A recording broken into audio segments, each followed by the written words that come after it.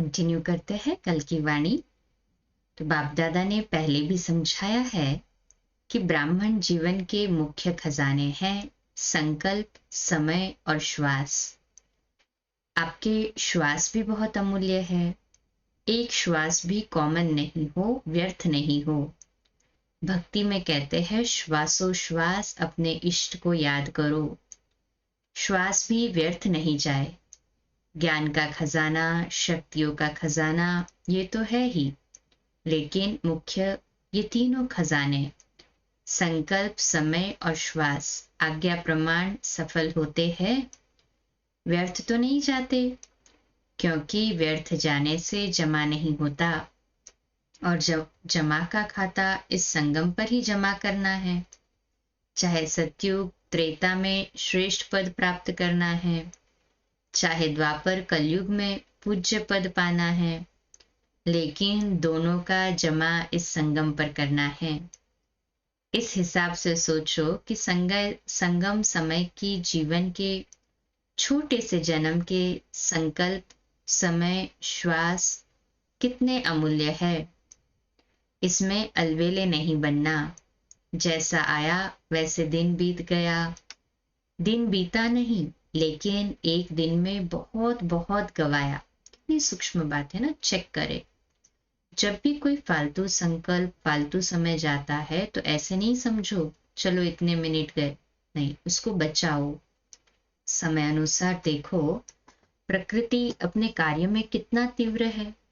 कुछ न कुछ खेल दिखाती रहती है। अभी तो सभी के सामने प्रैक्टिकल में है ना, कितना तांडव चल रहा है, कहाँ न कहाँ खेल दिखाती रहती है। लेकिन प्रकृतिपति ब्राह्मण बच्चों का खेल एक ही है, उड़ती कला का।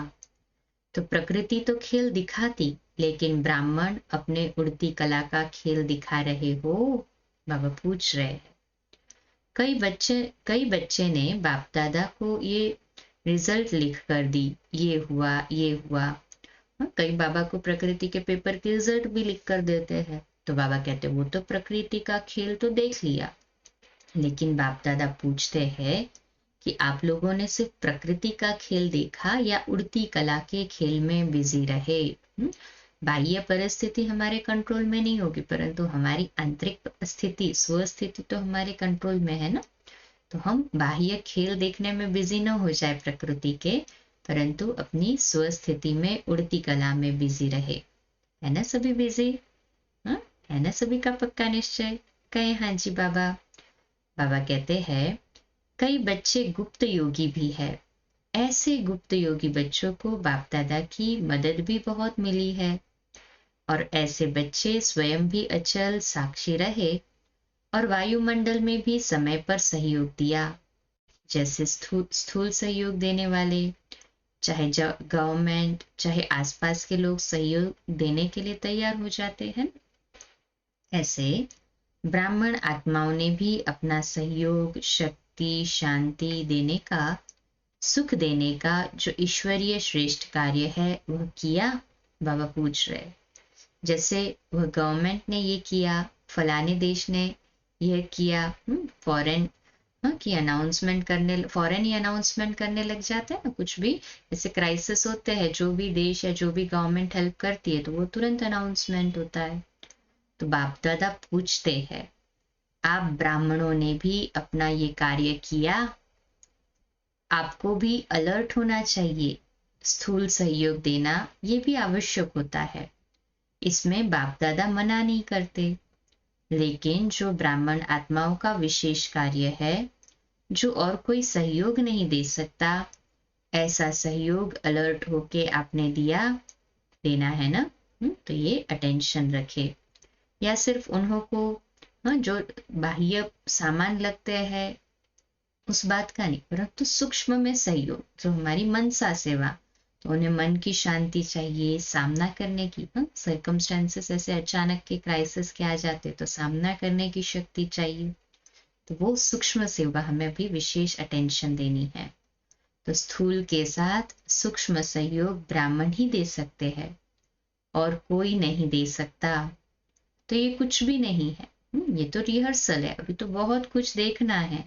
बाबा कहते रियल तो अभी आने वाला है।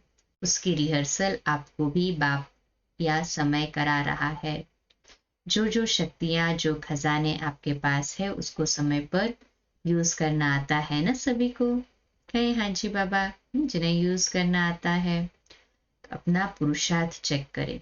अमृत वेले यही सोचो कि मैं आज्ञाकारी बच्चा हूँ, डबल अंडरलाइन। अमृत वेले से क्या सोच चले, मैं आज्ञाकारी बच्चा हूँ।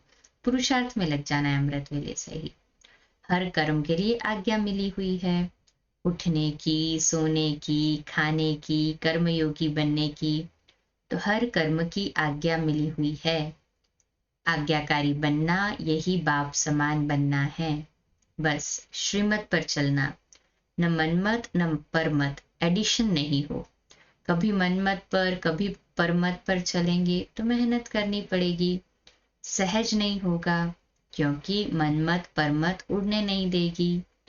मनमत परमत बोझ वाली है और बोझ उड़ने नहीं देगा। श्रीमत डबल लाइट बनाती है।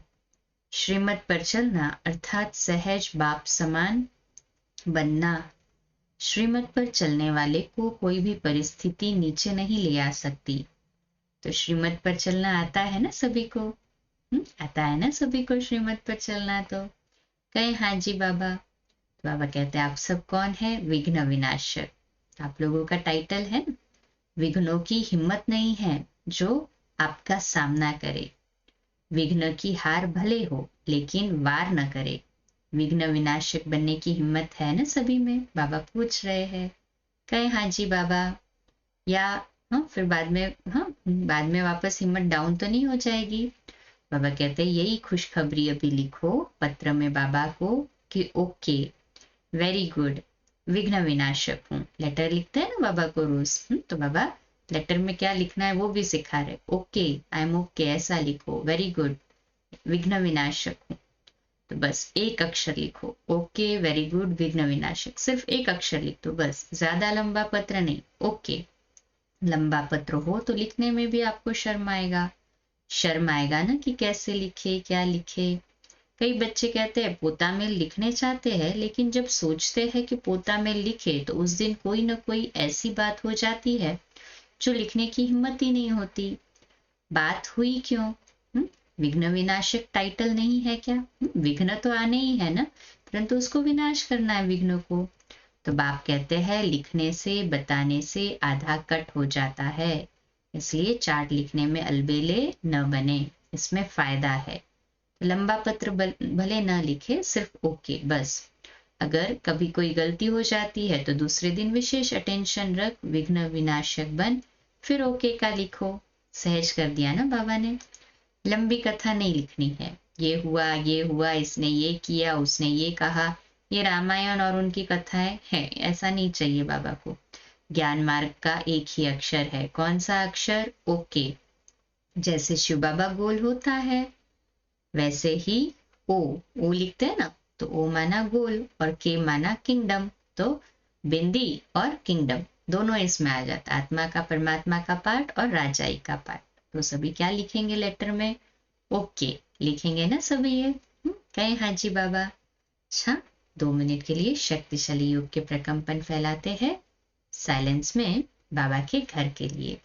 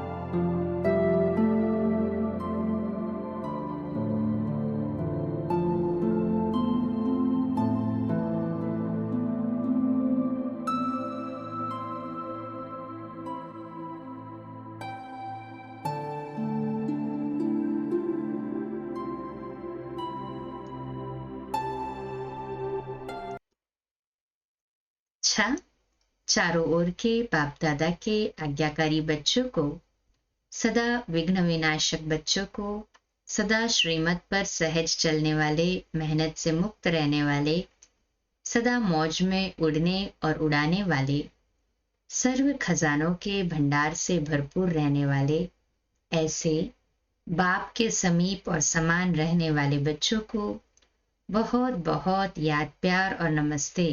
हम रूहानी बच्चों की भी रूहानी बाप दादा को याद, प्यार, गुड नाइट और नमस्ते। वाह बाबा वाह, शुक्रिया बाबा शुक्रिया। कल सुबह अमृत वेला मेडिटेशन 4 से 4:30 एक लिंक में। कल से आज हम ये विशेष अटेंशन दें कि कल से अर्थात कि 30th ऑफ दिसंबर से हमारा अमृत वेला का मेडिटेशन पहले के टाइमिंग के अनुसार जो 4 से 4:30 चल रहा था, अभी कुछ दिनों के लिए उससे पहले जैसा चलता आ रहा था 3:30 से 4:30, तो वैसा ही टाइमिंग अभी रहेगा 30 दिसंबर से। तो अमृत वेला मेडिटेशन 3:30 से 4:30 एक लिंक में, और 4:45 से 5:15 प्यारे मीठे बाबा की मधुर मुरली सेकेंड लिंक में। ओम शांति, शुभ रात्रि।